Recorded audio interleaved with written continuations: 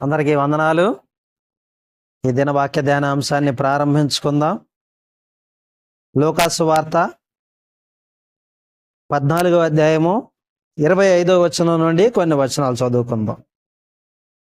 బహుజన సమూహములు ఆయనతో కూడా వెళ్ళుచున్నప్పుడు ఆయన వారి తట్టు తిరిగి, ఎవడైనాను నా యొద్దకు వచ్చి తన తండ్రిని, తల్లిని, భార్యను, పిల్లలను, అన్నదమ్ములను, అక్క చెల్లెండ్రను, తన ప్రాణమును స్వహా ద్వేషింపకుంటే వాడు నా శిష్యుడు కానేరడు. చదవబడిన వాక్య భాగాన్ని బట్టి చిన్న ప్రార్థన చేసుకుందాం. ప్రేమ కలిగిన మా తండ్రి, కృపగల మా నాయన, దయగల మా దేవ, ఈ పరిశుద్ధమైన ఘనమైన అతి శ్రేష్టమైన నామమునకు వేలాది స్తుతులు స్తోత్రాలు తండ్రి. ఈ యొక్క ఉదయకాల సమయంలో తండ్రి, ఇదిగో నాయన మీ యొక్క సత్యవాక్యమును విభజించుకొని ఉపదేశించుకునే గొప్ప భాగ్యాన్ని మాకు దయచేసినందుకై మీకే వేలాది స్తుతులు స్తోత్రాలు తెలియజేసుకుంటూ ఉన్నాం తండ్రి. మీ యొక్క వాక్యంలో ఉన్న మర్మమును మేము బోధించుకొని అలాగను జీవించడానికి మాకు సహాయాన్ని దయచేయం. మీ యొక్క పరిశుద్ధాత్మ దేవుని శక్తి ద్వారా తండ్రి, వాక్యములో ఏమైతే ఉన్నదో ప్రభా, ఉన్నది ఉన్నట్టుగా బోధించుకోగలిగే గొప్ప జ్ఞానమును మాకు దయచేయమని తండ్రి. మీ చిత్తమైతేనైనా విన్న వాక్యాన్ని బట్టి మా హృదయాలను సరిచేసుకోవడానికి మాకు సమయాన్ని దయచేయమని, సమస్త మహిమ ఘనత ప్రభావాలు మీరు మాత్రమే పొందుకొనమని మా ప్రభువును ప్రియరక్షకుడునైన యేసు క్రీస్తు వారి అతి శ్రేష్టమైన నామములో అడిగి వేడుకొనుచు ప్రార్థిస్తున్నాను తండ్రి, ఆమేన్. ఒకసారి గనక మనం చదవబడిన వాక్య భాగాన్ని ఒకసారి పరిశీలించుకుంటే, ఇక్కడ లూకా గారు ప్రభువైన యేసు క్రీస్తు వారు తన శిష్యులతో మాట్లాడుతున్న సందర్భాన్ని గురించి మనతో ప్రస్తావిస్తున్నాడు. మొట్టమొదటిగా మనం ఈ కోణంలో పరిశీలిస్తే గానీ మనకి బైబిల్ అనేది అర్థం కాదు. ఎందుకంటే ఇప్పటికీ చాలా మంది మతోన్మాదులు కూడా మనం చదువుతున్న వాక్యం మీద వాళ్ళు ఏమని బోధిస్తా ఉన్నారంటే, ఇదిగో యేసు ప్రభు వారు ద్వేషించమన్నాడు కదా, నువ్వు నా దగ్గరికి రావాలంటే ముందు తల్లిని వదిలేయాలి, తండ్రిని వదిలేయాలి, అన్నదమ్ములను వదిలేయాలి, అక్క చెల్లెండ్రును వదిలేయాలి అని ఈ యొక్క లేఖనాన్ని ఆధారంగా తీసుకొని వారు బైబిల్ని తప్పుదోవ పట్టించే విధంగా అందరినీ నడుపుతా ఉన్నారు. కాబట్టి ఈ దినాన మనము అసలు ఈ వాక్యాన్ని ప్రభువైన యేసు క్రీస్తు వారు ఏ యొక్క దృక్పథంతో మాట్లాడాడు అన్న విషయాన్ని కూడా మనము పరిశీలిద్దాం. ఈ యొక్క వాక్యాన్ని గనక మనం చూసుకున్నట్లయితే యేసు ప్రభు వారు ఇక్కడ 2 మాటలు మాట్లాడుతూ ఉన్నాడు. ఒకటి ప్రేమను గురించి మాట్లాడాడు, రెండవది ద్వేషాన్ని గురించి మాట్లాడాడు. అయితే ప్రేమ ఎక్కడుంది ఇందులో అనేది మనకైతే కనపడదు. ద్వేషించమన్నాడు కదా డైరెక్ట్గా అన్న మాటనే మనకి కనబడతా ఉంది. అందుకనే ఈరోజు చాలా మంది ఏం చేస్తా ఉన్నారంటే, బైబిల్ ఎవరైతే పట్టుకుంటారో వారు అందరినీ ద్వేషించాలి అన్న కోణంలో బోధిస్తా ఉన్నారు. అక్కడ క్రైస్తవ సహోదరులు కూడా నువ్వు క్రీస్తు దగ్గరకు రావాలంటే వాళ్ళందరినీ ద్వేషించాల్సిందే అన్న మాటలో మాట్లాడుతూ ఉన్నారు. కాబట్టి ఈ దినాన మనము ఈ యొక్క వాక్య లేఖనములో ఉన్న అంతర్భాగం ఏందో ఒకసారి మనల్ని మనము పరిశీలించుకుందాం. ఒకసారి కనుక మనం మళ్ళీ చూసుకున్నట్లయితే, బహుజన సమూహములు ఆయనతో కూడా వెళ్ళుచున్నప్పుడు ఆయన వారి తట్టు తిరిగి, ఎవరి తట్టు తిరిగాడంట? జన సమూహం తట్టు తిరిగాడంట. అంటే జన సమూహంలో ఎవరెవరు ఉన్నారు? శిష్యులు ఉన్నారు, నార్మల్ పీపుల్ అంటే ప్రజలు కూడా ఉన్నట్టుగా మనకి కనబడతా ఉంటారు. వారి తట్టు తిరిగి, ఎవడైనాను నా యొద్దకు వచ్చి, అంటే ఎవరైతే క్రీస్తు యొద్దకు రావాలి అని అనుకుంటున్నారో ఆయన యొద్దకు వచ్చి తన తండ్రిని, తల్లిని, భార్యను, పిల్లలను, అన్నదమ్ములను, అక్క చెల్లెండ్రను, తన ప్రాణమును సహా ద్వేషింపకుంటే వాడు నాకు శిష్యుడు కాడు. ఇక్కడ ద్వేషము అనే మాటను మనము పరిశీలిద్దాం. ఇది మనకి తెలుగు తర్జుమాలో ద్వేషం అనే రాయబడింది. మనం ఇంగ్లీష్లో చూసుకుంటే హేట్ అంటే ద్వేషం అనే రాయబడింది. కానీ ఎప్పుడైతే మనం గ్రీకు భాషలోకి వెళతామో ఇక్కడ అర్థము అనేది మారిపోతూ ఉంటుంది. అసలు ఆయన ఎందుకు మాట్లాడాడో మనకు అక్కడ అర్థం అవుద్ది. ఎందుకంటే క్రొత్త నిబంధన రాయబడింది మనకి గ్రీకు భాషలో రాయబడింది. గ్రీకు, అరమేయిక్, హీబ్రూ ఈ మూడు కలిపి క్రొత్త నిబంధనలో ప్రస్తావించడం జరుగుతూ ఉంది. ఇప్పుడు యేసుక్రీస్తు వారు మరి ద్వేషం గురించి మాట్లాడారు. అక్కడ వాస్తవానికి కాంటెక్స్ట్ మనం చూసుకున్నట్లయితే ద్వేషము అనే పదము దగ్గర అక్కడ మెజియా అంటే మెజియా అనే పదాన్ని ద్వేషానికి వాడినట్టుగా అక్కడ మనకి కనబడతా ఉంది. నిజమే, యేసుక్రీస్తు వారు తన యొద్దకు రావాలి అంటే మీరు ద్వేషించండి అన్న కోణమే మనకి ఇక్కడ బైబిల్ కనపడతా ఉంది. కానీ అందులో నిజమేమిటో ఈరోజు మనము పరిశీలిద్దాం. మనం గ్రీకు భాషలోకి వెళ్ళేసరికి గ్రీకులో లవ్ అనే పదానికి అంటే గ్రీకు పదానికి దానికి ఏమని వాడతారు అని కనుక మనం చూస్తున్నట్లయితే ద్వేషానికేమో మెజియా, లవ్ అనే పదానికేమో అగాపేసిస్ అని వాడతారు అనమాట. అంటే ఈ రెండు పదాలు ఇక్కడ వాడారు. ఓకేనా? అంటే మనం చూసుకోవాల్సింది ప్యారలల్గా వీటిని ఒకసారి మనం పరిశీలిద్దాం. ఇదే గ్రీకు భాషలో వాడినట్లయితే ఇష్టాన్నేమో అంటే లవ్నేమో ప్రేమ అనే పదాన్నేమో అహూబా అన్నారు. అదే ద్వేషం అనే పదాన్నేమో సెనుహ అనే పదంతో పిలిచారనమాట. అంటే ఒకసారి మనము ఆ పదాలను కూడా పరిశీలిద్దాం. ఆదికాండము 29వ అధ్యాయము 30వ వచనాన్ని ఒకసారి చూద్దాం. ఆదికాండం 29వ అధ్యాయము 30వ వచనం.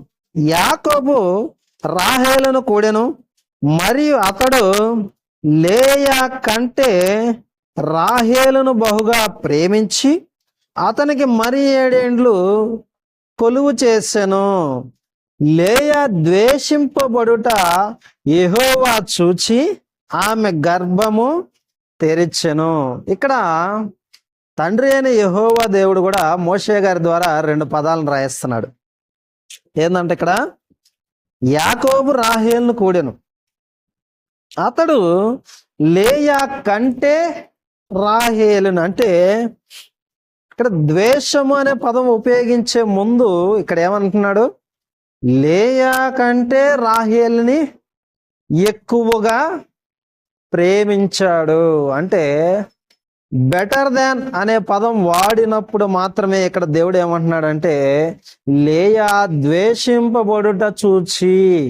అంటే లేయా ప్రేమింపబడట్లేదా? ప్రేమింపబడుతుంది.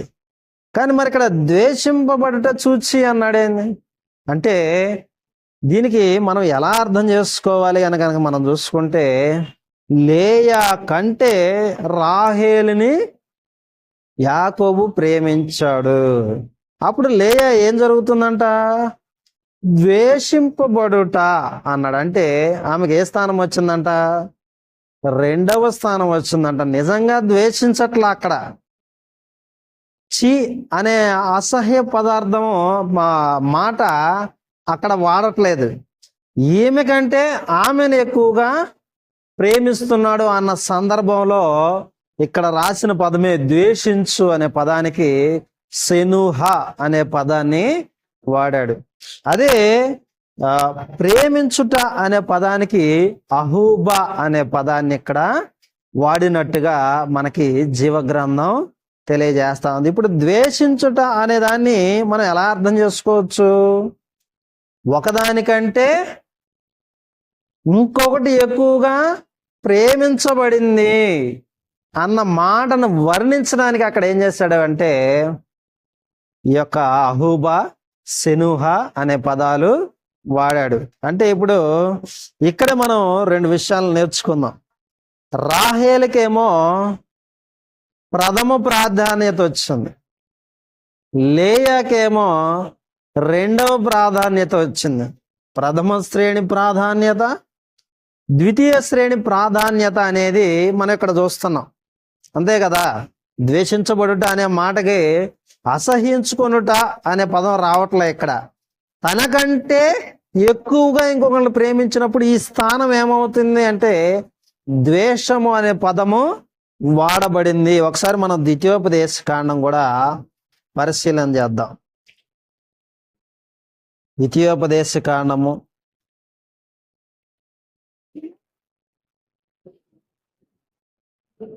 సంఖ్యాకాండము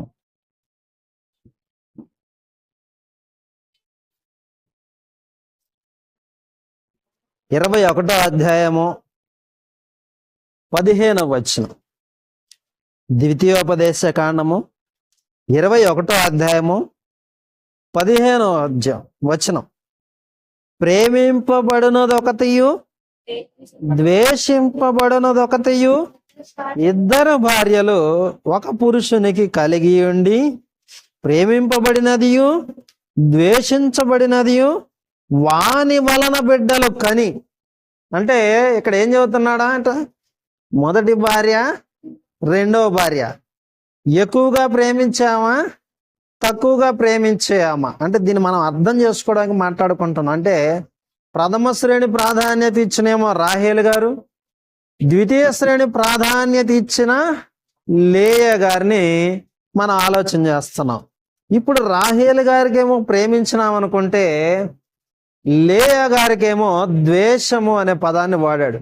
కానీ ద్వేషిస్తే భార్య ఉంటుందా? అసలు ద్వేషించడానికి భార్య ఉంటుందా? ఉండదన్నమాట. అక్కడ వాడిన పదం ఏంది అంటే ఒక దానికి మించి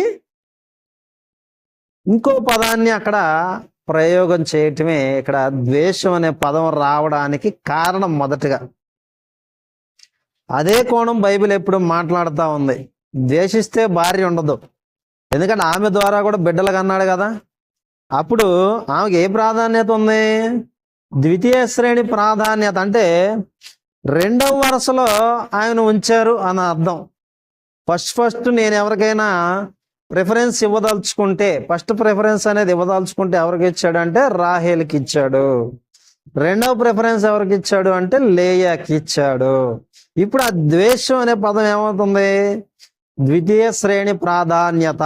అంటే రాహేలు కంటే ఈమె కొద్దిగా తక్కువగా ప్రేమించబడుతుంది అన్న మాటని మనం అర్థం చేసుకుంటా ఉన్నాం. ఓకేనా? ఇప్పుడు అహూబా అంటేనేమో రాహేలు ప్రేమించామె, సెనుహా అంటేనేమో లేయ ద్వేషించబడడానికి వాడిన మాట. కానీ వాస్తవానికి అక్కడ కంప్లీట్గా అసహ్యము అనే కోణంలో మాట్లాడట్లేదు అక్కడ. లేదంటే కంప్లీట్గా వాళ్ళని తీసివేయండి అనే కోణంలో మాట్లాడట్లేదు. ఇక్కడ ద్వేషం అనే పదం ఎందుకు వాడుతుందంటే ఒకదానికంటే దీన్ని తక్కువగా ప్రేమిస్తున్నాడు కాబట్టి ఇక్కడ ద్వేషము అనే పదము అనేది వాడబడతా ఉన్నది. దాని గురించే బైబిల్ మాట్లాడుతుంది. అదే కోణంలో ఇక్కడ ప్రభువైన యేసుక్రీస్తు వారు కూడా ఏమంటున్నాడు అంటే నా నిమిత్తము ఎవడైనా నా యొద్దకు వచ్చి నా తండ్రిని నా తల్లిని భార్యను పిల్లలను అన్నదమ్ములను అక్క చెల్లెండ్రును తన ప్రాణమును సహా ద్వేషించకుంటే అంటున్నాడు. అంటే ఇక్కడ క్రీస్తు వారు కూడా ఏమని మాట్లాడుతున్నాడు? మొదట ప్రిఫరెన్స్ నాకు ఇవ్వాలి, తర్వాత ప్రిఫరెన్స్ ఎవరికి ఇవ్వాలి? ఫ్యామిలీకి ఇవ్వాలి అని చెప్పేసి మాట్లాడుతూ ఉన్నాడు. అదే ఈ మెస్సియాలో ఉన్న అర్థము భావము కూడా అదేనమాట. మెస్సియాలో ఉన్న అర్థం ఏంటంటే, ద్వేషంలో ఉన్న అర్థం ఏంటంటే మీరు వారికంటే నన్ను ఎక్కువగా ప్రేమించాలి, లేదు నాకు ప్రథమ ప్రాధాన్యత ఇచ్చి తర్వాత వారికి మీరు స్థానాన్ని ఇవ్వాలి అని మాట్లాడుతున్న కోణమే ఇక్కడ ద్వేషము. దీన్ని పట్టుకొని చాలా మంది ఈరోజు ఏమంటున్నారంటే చూడు ప్రభు వారు ద్వేషించమంటున్నారు కదా, అసలు ఆయన దగ్గరికి రావాలంటేనే కుటుంబ సభ్యులు మొత్తాన్ని వదిలేసుకోవాలంటున్నారు కదా అని చెప్పేసి ఈరోజు బైబిల్ మీద విషం చిమ్ముతున్న వారు అనేకులు. ఈ వాక్యం యొక్క భావము కూడా మన సహోదరులకు అర్థం కాక వాళ్ళు దానికి సమాధానం చెప్పలేక నిజమే క్రీస్తు వారిని ప్రేమించాలి, మిగతా వాళ్ళందరినీ ద్వేషించాలి అనే వాళ్ళు కూడా మాట్లాడుతూ ఉన్నారు. కానీ బైబిల్ ఎప్పుడు కూడా ఆ కోణంలో మాట్లాడాల. అందుకే దీన్ని మత్తయ్య గారు సరి చేస్తా ఉన్నారు. ఒకసారి మత్తయి సువార్త 10వ అధ్యాయము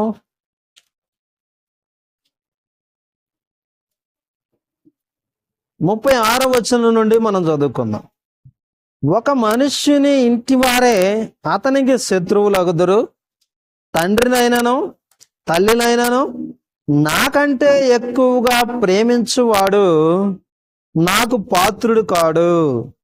కుమారునినైనను కుమార్తెనైనను నాకంటే ఎక్కువగా ప్రేమించువాడు నాకు పాత్రుడు కాడు. ఏమంటున్నాడు అంటే ఇక్కడ మత్తయ్య గారు రాసిన దాంట్లో మన కంప్లీట్గా దీని భావం అనేది అర్థం అవుతా ఉంది. ఏమంటున్నాడు? ఎవడైనా సరే తండ్రినైనా తల్లినైనా నాకంటే ఎక్కువగా ప్రేమించువాడు నాకు పాత్రుడు కాడు. అర్థమైంది? ఇప్పుడు మనకి భావం అనేది అర్థమైందా? మొదటి ప్రాధాన్యత ఎవరికి ఇవ్వాలంట? మనము కుమారునికి ఇవ్వాలంట, అంటే యేసుక్రీస్తు వారికి ఇవ్వాలంట. రెండవ ప్రాధాన్యతే మనకు తల్లి అయినా కానీ తండ్రి అయినా కానీ అన్నదమ్ములైనా కానీ మన బిడ్డలైనా కానీ అని చెప్పేసి ఇక్కడ యేసుక్రీస్తు వారు మాట్లాడుతూ ఉన్నారు. ఓకే, మరి అసలు ఎందుకు మాట్లాడాల్సి వచ్చింది యేసుక్రీస్తు వారు? నిజంగానే ద్వేషింపమన్నాడు, కానీ ఆ ద్వేషం అయితే ఇది అసహించుకొని వాళ్ళని కంప్లీట్గా వదిలివేసే ద్వేషం కాదు. ఇది ద్వితీయ శ్రేణి ప్రాధాన్యత అనేది మనం ఆలోచన చేస్తాం. మరి ఎందుకు ఆయనకు పాత్రులుగా కావాలి? ఇక్కడ యేసుక్రీస్తు వారు ఏం చెప్పదలుచుకున్నారు అసలు అని గనక మనం లూకాసు వార్తలో గనక పరిశీలిస్తే మనకి చాలా విషయాలు అర్థమవుతాయి. ఎందుకంటే మనం సందర్భాన్ని గనక అర్థం చేసుకోలేకపోతే మనకు బైబిల్లో ఏ వచనం కూడా అర్థం కాదు. జన సమూహాలు అయితే ఆయన వెంబడిస్తున్నారు, ఆయనకి శిష్యులు కావాలి. రేపు వీళ్ళందరూ ఎవరంటే రాజులైన యాజక సమూహం. వాస్తవానికి బైబిల్లో యాజకులు ఎవరు? లేవీయులు మాత్రమే యాజకులు పాత నిబంధనలో. కానీ దేవుని యొక్క వాగ్దానం ఏమిటి అంటే తన ప్రజలందరూ యాజకులు కావాలి. తన ప్రజలందరూ యాజకులు కావాలంటే ఏం చేయాలి? వీళ్ళు యాజకులు ఏదైతే చేశారో వీళ్ళు కూడా అదే చేయాలి. యాజకులు ఎలాగైతే దేవునికి ఇష్టలుగా ఉన్నారో వీళ్ళు కూడా అలాగే ఇష్టలుగా ఉండాలి. ఎందుకంటే ఈ భూప్రపంచం మీద లేవీయుల తర్వాత మళ్ళా యాజకత్వం చేయాల్సింది ఎవరు అంటే ఇశ్రాయేలు జనాంగం అంతా యాజకత్వం చేయాల్సింది. ఇది వాళ్ళ ఒక వాగ్దానం. ఒకసారి మనం పరిశీలిద్దాం. నిర్గమకాండము 19వ అధ్యాయము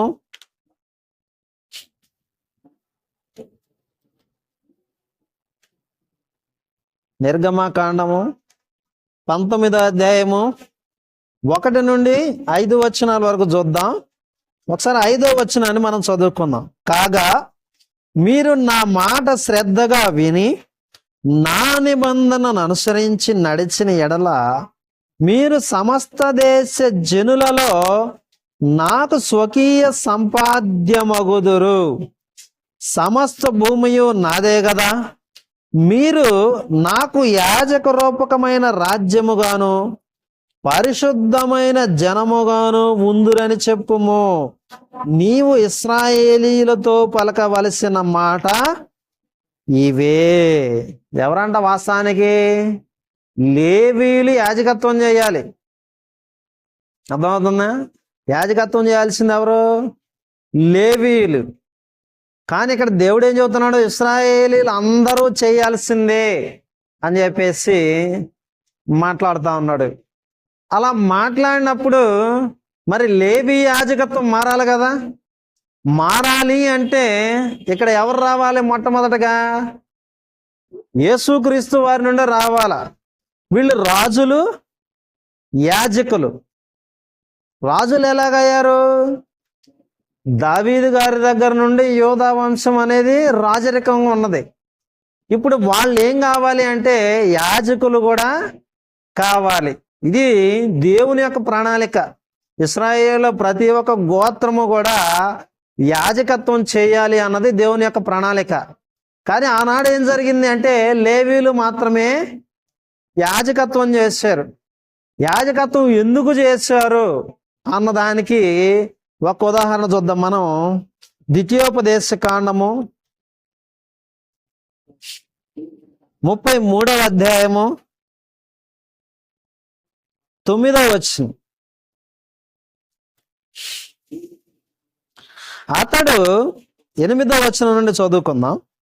లేవీని గురించి ఇట్లా నేను, నీ తుమ్మీము నీ ఊరీము నీ భక్తునికి గలవు, మస్సాలో నీవు అతని పరిశోధించితివి, మెరీబా నీళ్ళ యొద్ద అతనితో వివాదపడేతివి.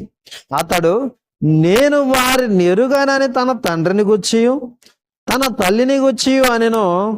తన సహోదరును లక్ష్య పెట్టలేదు, తన కుమారులని ఎంచలేదు. వారు నీ వాక్యమును బట్టి నీ నిబంధనను గైకొనిరి. వారు యాకోబునకు నీ విధులను, ఇశ్రాయేలునకు నీ ధర్మశాస్త్రమును నేర్పుదురు. లేవీలు ఏం చేశారంట? ఆదిలోనే నా తల్లిని గుచ్చి కానీ నాకు తెలియదండి, నేను నీ వాక్యం చెప్పడానికి ఉన్నాను నేను అని చెప్పేసి ఫస్ట్ ప్రిఫరెన్స్ ఎవరికి ఇచ్చారంటే యెహోవా దేవుని యొక్క ధర్మశాస్త్రానికి ఇచ్చారంట వాళ్ళు. వాస్తవానికి జరిగింది ఏంటంటే ఈ లేవీయులకి స్వాస్థ్యం లేదు, భూభాగం లేదు. వాళ్ళు కేవలం దేవుని సేవ చేస్తా మాత్రమే బ్రతికేవాళ్ళు. యాకోబు గారి ద్వారా కూడా వీళ్ళందరూ ఏం పొందారంటే శాపవచనాలే పొందారు. ఎప్పుడైతే అరణ్యంలో మోషే గారు దిగొచ్చే సమయానికి వీళ్ళందరూ దూడం చేసుకొని ఎగురుతున్నారో, ఈ యొక్క లేవీలు మాత్రమే దేవుని పక్షంగా వచ్చేసారు.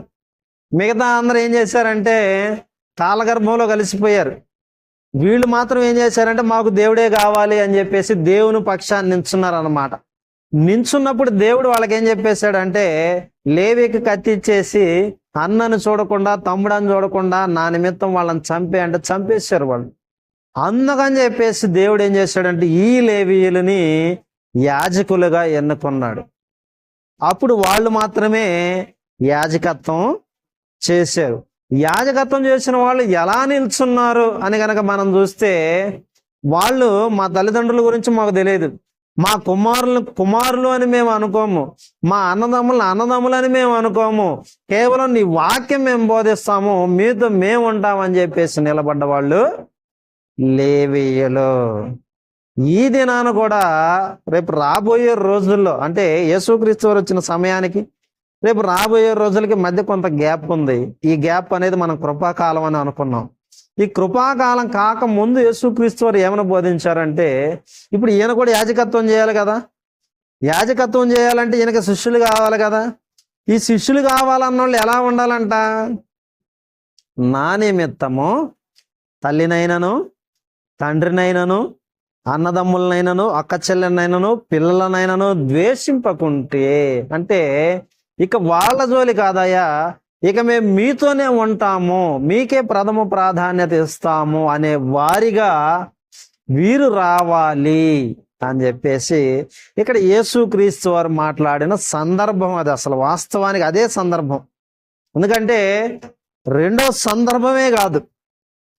ఏ విధంగా అయితే లేవీయులు దేవుని పక్షాన్ని నించున్నారో, ఈరోజు యాజకత్వం చేసే ప్రతి ఒక్కరూ కూడా దేవుని పక్షాన్ని నించోవాలి అంటే ఏం కావాలి? వీళ్ళకి త్యజించే గుణం కావాలి. మా తల్లి కాదయ్యా, మా తండ్రి కాదు, ఏదైనా సరే నువ్వే మాకు అన్న ఒడంబడిక నిబంధన అనేది ఈ ప్రజలకు కావాలి.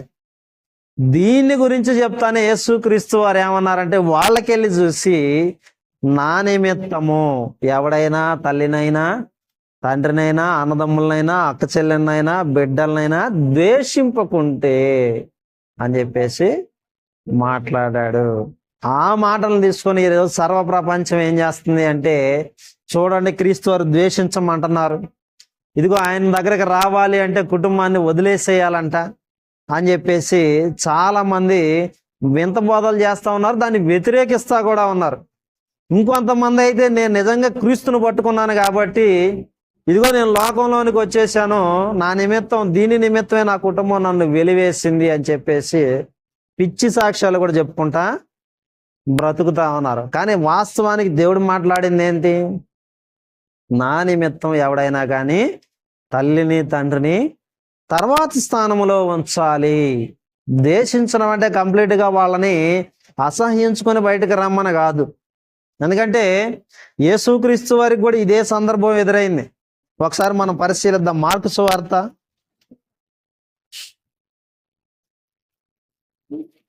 3వ అధ్యాయము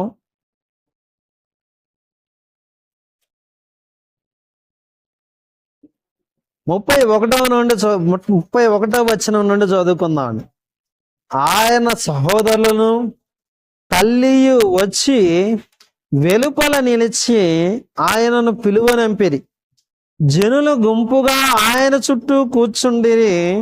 వారు, ఇదిగో నీ తల్లియు నీ సహోదరులను వెలుపల ఉండి నీ కోసరము వెదుగుచున్నారని ఆయనతో చెప్పగా, ఆయన నా తల్లి నా సహోదరులు ఎవరని తన చుట్టూ కూర్చున్న వారిని కలయిచొచ్చి, ఇదిగో నా తల్లియు నా సహోదరులను, దేవుని చిత్తము చొప్పున జరిగించువాడే నా సహోదరుడును నా తల్లియు అని చెప్పాను.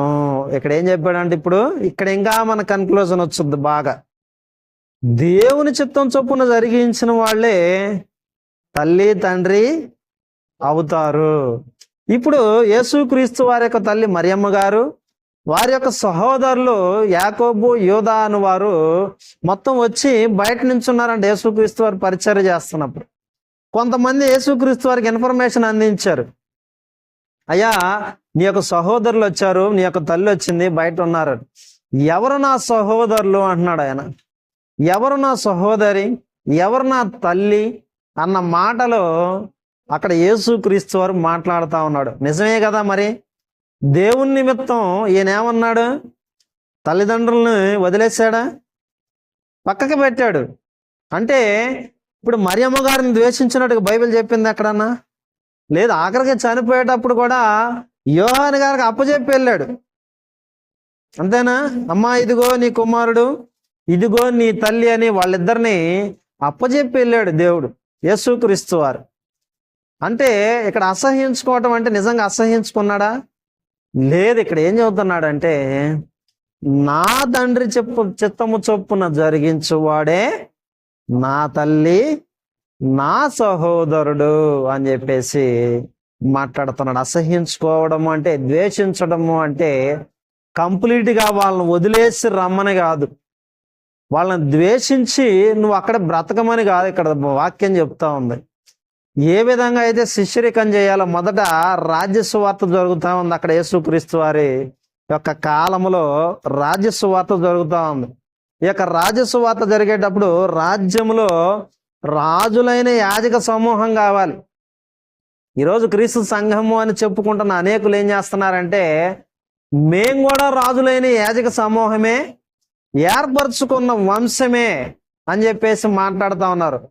దేవుడు ఎక్కడా కూడా అన్యులని వంశాలుగా పిలవల. బైబిల్ గ్రంథం మనం కనుక చూసినట్లయితే, నీది పలానా వంశం అని ఉందా? మనకు వంశం ఉందా? పలానా గోత్రం అని ఉందా? మనకి లేదు. ఈరోజు కొంతమంది దీని గురించి ఏమైనా మాట్లాడుతూ ఉన్నారంటే, కేవలం రాజులైన యాజక సమూహము అంటే సంఘంలో ఉన్న మనమే అని చెప్పేసి మాట్లాడుతూ ఉన్నారు. ఇది సంఘానికి సంబంధించింది కాదు. ఇది క్రీస్తు వారి యొక్క రాజ్య సువార్తకు సంబంధించింది. ఆ యొక్క రాజ్య సువార్తలో వారందరూ కూడా యాజకులుగా ఉండాలి. రాజులైన యాజకులు వాళ్ళు. దావీదు గారి తర్వాత ఎవరు వచ్చారు? సొలొమోను గారు వచ్చారు. సొలొమోను గారి తర్వాత ఎవరు వచ్చారు? రెహబాము గారు వచ్చారు. రాజ్యం ఎవరిది? ప్రభువైన యేసుక్రీస్తు వారిది. ఆఫర్ ఎవరు చేస్తున్నారు? నేను మీకు రాజ్యాన్ని ఇస్తాను అని యేసుక్రీస్తు వారు చేస్తున్నారు. దీంట్లో ఉండాలంటే మీరు ఏం చేయాలి? యాజకత్వం చేయాలి. యాజకత్వం చేయాలంటే మీరు ఏం చేయాలి? తన తండ్రినైనను తల్లినైనను వీళ్ళందరికంటే నాకు ప్రాధాన్యతని ఇవ్వాలి. ఎందుకంటే ఈ ప్రపంచాన్ని రక్షించగలిగింది ప్రభువైన యేసుక్రీస్తు వారు మాత్రమే. రాజైన యాజకత్వం ప్రారంభమయ్యేది యేసుక్రీస్తు వారితో మాత్రమే.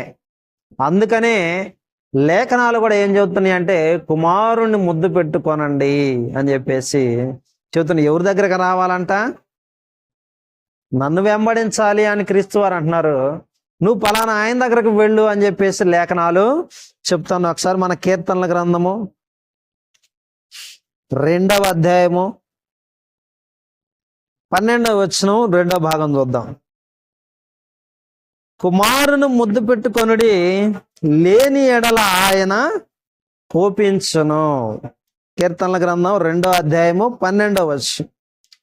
కుమారును ముద్దు పెట్టుకొనుడి, లేని ఎడల ఆయన కోపించును. ఇప్పుడు యాజకత్వం అనేది ఎవరిలో ప్రారంభం అవ్వాలి?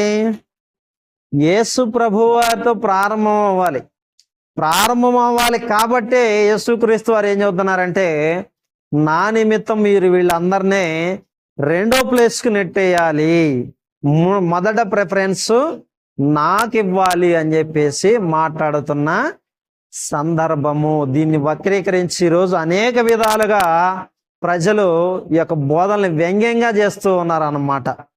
వాళ్ళకి ఇష్టం వచ్చిన రీతిలో దీన్ని బోధించుకుంటా దేవుని యొక్క చిత్తాన్ని వాళ్ళు వృధా చేసేస్తా ఉన్నారు. యేసుక్రీస్తు వారి యొక్క వంశంలోనే యాజకత్వం ప్రారంభమైంది. అందుకే మొదటి విజ్ఞాపన ఆయన ఏం చేశాడు? తండ్రి, వీరు ఏమి చేస్తున్నారో వీరు ఎరుగరు అన్నాడు. వాస్తవానికి వారి గురించి విజ్ఞాపన చేయాల్సింది ఎవరు? ఇశ్రాయేల్ ప్రజల గురించి విజ్ఞాపన చేయాల్సింది ఎవరు? యాజకులు, అంతే కదా. యాజకత్వంలో ఉంది ఎవరు? లేవీయులు. కానీ మొదటి యాజకత్వాన్ని ఎవరు తీసుకున్నారు? ప్రభువైన యేసుక్రీస్తు వారు తీసుకున్నారు. తండ్రి, వీరేమి చేస్తున్నారో వీరెరుగరు గనక వీరిని క్షమించు అన్నాడు. అంటే డైరెక్ట్ గా అనుసంధానం. ఇప్పుడు యాజకత్వం ఎక్కడి నుండి ప్రారంభం అవుతుంది? క్రీస్తు వారి దగ్గర నుండి ప్రారంభం అవుతుంది. అందుకే ఆయన తండ్రి కుడిపార్శ్వాన కూర్చొని మానపక్షంగా విజ్ఞాపన చేస్తున్నాడని మనం మాట్లాడుకుంటున్నాం. విజ్ఞాపన చేయవలసింది పాత నిబంధనలో లేవీలే. రక్తం చిందించి ఆ యొక్క రక్తాన్ని పళ్ళెంలో తీసుకుని వచ్చి వీళ్ళందరి మీద ప్రోక్షించి, అయా వీళ్ళని క్షమించు, వీళ్ళ పాపాలు తొలగించని చెప్పాల్సింది పరిశుద్ధ యాజకుడు. ఆ యొక్క పరిశుద్ధ యాజకుడు పోస్టుని యేసుక్రీస్తు వారు తీసుకొని వచ్చి ఆయన ఏం చేస్తున్నాడంటే అక్కడి నుండి తన యొక్క రాజ్య పరిపాలనకి వీళ్ళందరికీ రాజ్యాన్ని ఆఫర్ చేస్తున్నాడు. ఆయన రాజు, నా రాజ్యంలో ఉండాలి అంటే నేను నీకు నా రాజ్యాన్ని ఇవ్వాలి అంటే నువ్వు ఇలాగ ఉండాలి అనేది రాజు మరియు రాజ్యం యొక్క ఆఫర్ గురించి ఇక్కడ మాట్లాడుతా ఉన్నాడు. ఇది కృపాకాలానికి సంబంధించిన వాక్యము కాదు. అనేకులు ఏం చేస్తా ఉన్నారంటే పేతురు పత్రిక 1వ అధ్యాయం 2వ అధ్యాయము 9వ వచనంలో ఒక వాక్యాన్ని వాళ్ళు పరిశీలన చేస్తా ఉన్నారు. అయితే మీరు చీకటిలో నుండి ఆశ్చర్యకరమైన తన వెలుగులోనికి మిమ్మును పిలిచిన వాని గుణాతిశయములను ప్రచురము చేయు నిమిత్తము ఏర్పరచబడిన వంశమును, రాజులైన యాజక సమూహమును, పరిశుద్ధ జనమును, దేవుని సొత్తైన ప్రజలనై ఉన్నారు. ఈ వచనాన్ని తీసుకొని ఈరోజు మనం పరిశుద్ధపరచబడ్డాం కాబట్టి ఆ రాజులు మనమే, ఆ యాజకులు మనమే అని చెప్పేసి మాట్లాడదాం. వాస్తవానికి క్రీస్తు సంఘములో యాజకత్వం లేదు, అర్థమవుతుందా? మందిర వ్యవస్థ లేదు. ఎక్కడైతే క్రీస్తు పేరట పరిశుద్ధపరచబడి ఉన్నారో దాన్ని క్రీస్తు సంఘము అని పౌలు గారి యొక్క పత్రికలో మనకు బోధిస్తూ ఉన్నాయి. ఈరోజు మనం క్రీస్తు సంఘమే కానీ మనం రాజులం కాదు. యాజక వ్యవస్థ మనకి ఇవ్వబడలేదు. యాజక వ్యవస్థ ఇవ్వబడ్డది ఇశ్రాయేలు వంశానికి. నేను నిన్ను ఏర్పరచుకున్నానని దేవుడు ఇశ్రాయేలుతో చెప్తున్నాడు కానీ మనతో మాట్లాడట్లేదు. మనతో ఎప్పుడన్నా మాట్లాడాడా? అన్యులతో ఎప్పుడన్నా మాట్లాడా? నా రాజ్యంలో నువ్వు రాజుగా ఉంటావని ఎప్పుడన్నా మనకి చెప్పినట్టుగా లేఖనం ఉందా? లేదు. ఒక యెషయా గారు రాసిన, ఇర్మియా గారు రాసిన, ఎవరు రాసినా కూడా ఏమన్నారంటే మీరు నాకు యాజకులుగా ఉంటారు, నేను మిమ్మల్ని ఏర్పరచుకున్నాను అని చెప్పేసి వాళ్ళతోనే మాట్లాడినట్టుగా మనము చూస్తా ఉన్నాం. ఒకసారి మనము యెషయా గ్రంథం 45వ అధ్యాయము 4వ వచనాన్ని ఒకసారి మనం పరిశీలిద్దాం. యెషయా గ్రంథం 45:4. నా సేవకుడైన యాకోబు నిమిత్తము నేను ఏర్పరచుకొనిన ఇశ్రాయేలు నిమిత్తము నేను నీకు పేరు పెట్టి నిన్ను పిలిచి తిని. ఎవరిని ఏర్పరచుకున్నాడంటే ఇక్కడ దేవుడు ఇశ్రాయేలుని ఏర్పరచుకున్నాడు. అర్థమవుతుందా? మనల్ని ఎప్పుడు కూడా మనకు ఆ వాగ్దానం లేదు. మనం రాజవంశం వాళ్ళం కాదు, యాజకత్వం చేసే వాళ్ళం కాదు. మనం ఎవరము అంటే అన్యులము. బైబిల్లో ప్రధానంగా రెండు గ్రూపులు ఉన్నాయి, సున్నతి గలవారు, సున్నతి లేనివారు. అన్యులు అనగానే ఈరోజు మళ్ళీ ఏదో విగ్రహారాధన చేసే వాళ్ళం మనం అన్యులుగా చూడటం కాదు. ఇక్కడ ఏం చెప్తుంది బైబిల్ అంటే, నీకు సున్నతి లేదా, నీవు అన్యుడివి. ఇంకంతే. ఈ 2 గ్రూపులు మాత్రమే ఉన్నాయి బైబిల్లో. ఈ 2 గ్రూపుల్లోనే ఉండాలి ఎవరైనా కానీ ఈరోజు మనం ఏమంటున్నామంటే, అన్యులు అంటే విగ్రహారాధికులను అన్యులు అంటున్నాం, మనం క్రైస్తవులుగా ఉన్నామని చెప్పేసి మనం మాట్లాడుతున్నాం. కానీ బైబిల్ ఏం చెబుతుంది? 2 కోవలు ఉన్నాయి. ఈ 2 కోవల నుంచే ఇశ్రాయేల్ జనాంగం వచ్చారు, అన్య జనాంగం వచ్చారు. అన్య జనాంగంలో కొంతమంది క్రైస్తవులు అనబడ్డారు, ఇశ్రాయేల్ వంశంలో కొంతమంది క్రైస్తవులు అనబడ్డారు. దీని బాడీ ఆఫ్ క్రైస్ట్ అన్నారు. అంటే క్రీస్తు యొక్క శరీరములో యూదులు ప్లస్ అన్యులు మిళితమయ్యి క్రైస్తవులు అయ్యారు. 3వ జాతి బయటకు వచ్చింది. కానీ ఈ 2 తప్ప ఏమీ లేవు అన్నది మనము అర్థం చేసుకోవాలి. ఇక ప్రేమ గురించి కనుక మనం ఒకసారి ఆలోచిస్తే, ఇప్పుడు దాకా ద్వేషం గురించి మనం పరిశీలించుకున్నాం కదా. ఈ ద్వేషించమంటే నిజంగా ద్వేషించమని కాదు కదా. ఏమంటున్నాడు ఆయన? తర్వాత ప్రాధాన్యత నా నిమిత్తము, అంటే ముందు నేను, తర్వాత నువ్వు వారు. ఫస్ట్ ప్రాధాన్యత నాకు ఇస్తే నీకేమవుతుంది అంటే నీ ప్రాణముతో సహా అన్నాడు. మనం ప్రాణాన్ని కూడా ద్వేషిస్తే ఏమవుద్దంట? క్రీస్తు కొరకు దాన్ని పోగొట్టుకున్నవాడైతే దాన్ని పొందుకుంటాడంట. లోకం కొరకు తన కొరకు దాన్ని పోగొట్టుకున్నవాడైతే పొందుకోలేడు అని చెప్పేసి బైబిల్ తెలియజేస్తోంది. ఇక మనము యోహాను సువార్త 3వ అధ్యాయము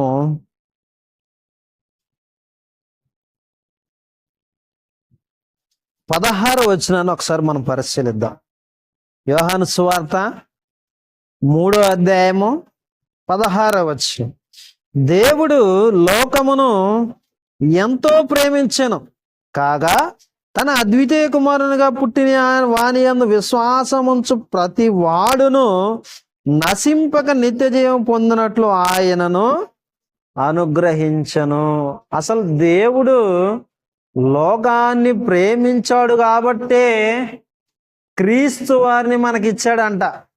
నిజంగా మనల్ని ద్వేషించేవాడైతే మరి క్రీస్తు వారిని మనకిచ్చేవాడా? లేదు కదా.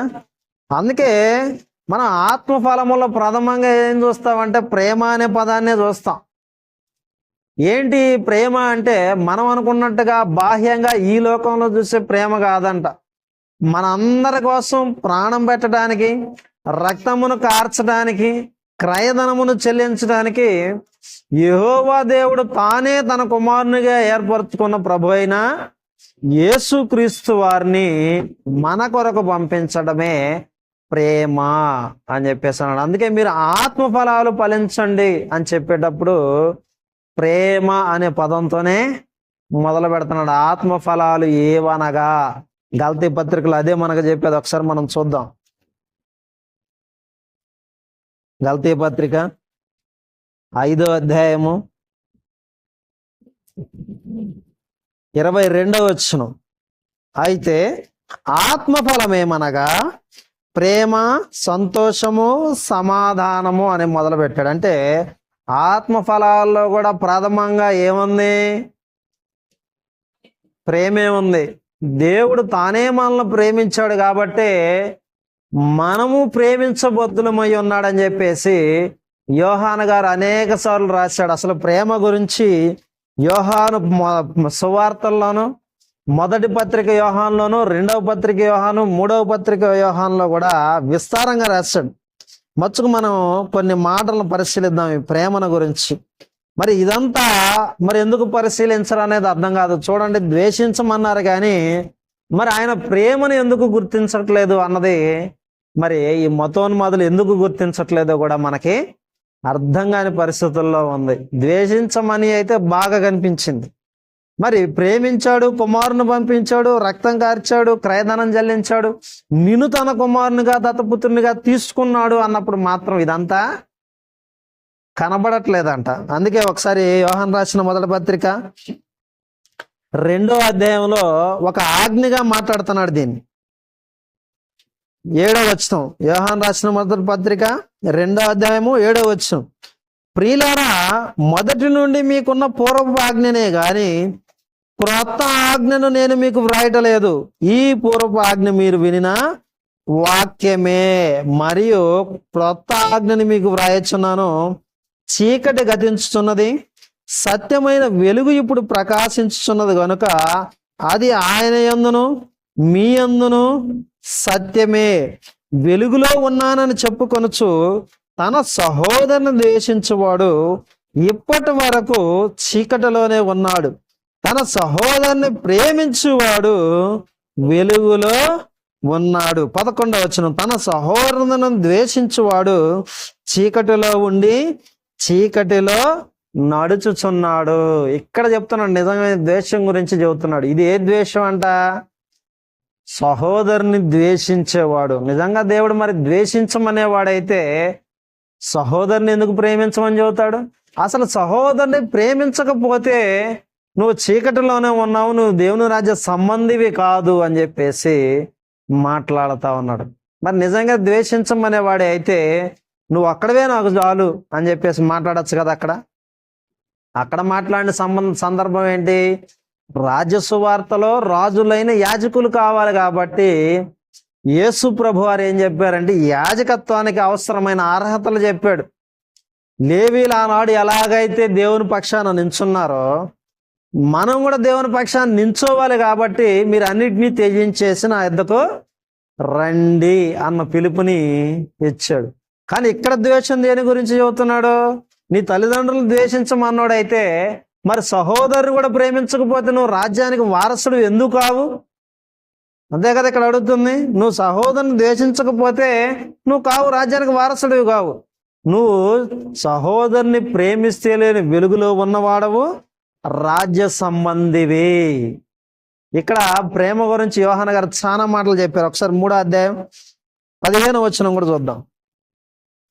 తన సహోదరుని ద్వేషించువాడు, అదే మొదటి యోహాను పత్రిక 3వ అధ్యాయం 15వ వచనం, తన సహోదరుని ద్వేషించువాడు నరహంతకుడు.